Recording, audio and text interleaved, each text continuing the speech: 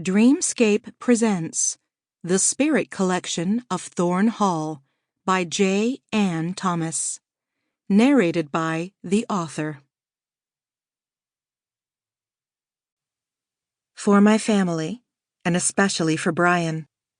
Let's grow old together, and then find a nice house to haunt somewhere in the Berkshires. It's lovely there in the fall. Chapter 1.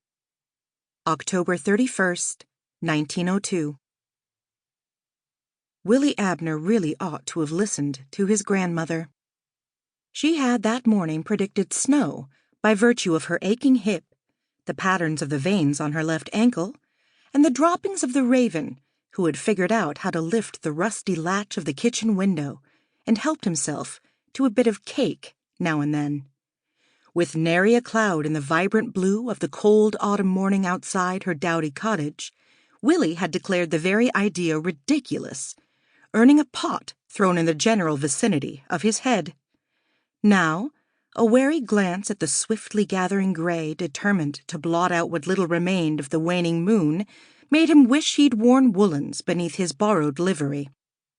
Hell, if the old bat had had her way, he would never have left his room at Bidwell House that Samhain evening, however handsomely he stood to be paid for his service.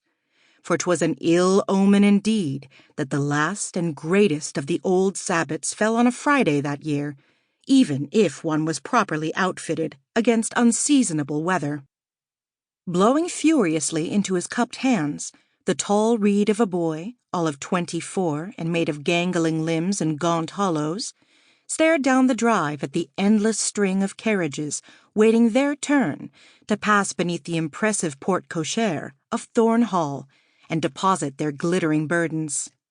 He'd never seen so many in one place. It would take an age to get them all through, particularly as they were, at present, waylaid by a regrettable taffeta skirt and an even more regrettable bustle, both belonging to Mrs. Vera Bishop.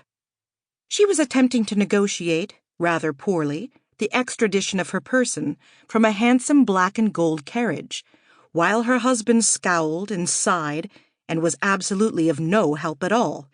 He was every bit as long as she was squat, and where she was of a jovial disposition, he was as dour as a churchyard angel, and far less comely.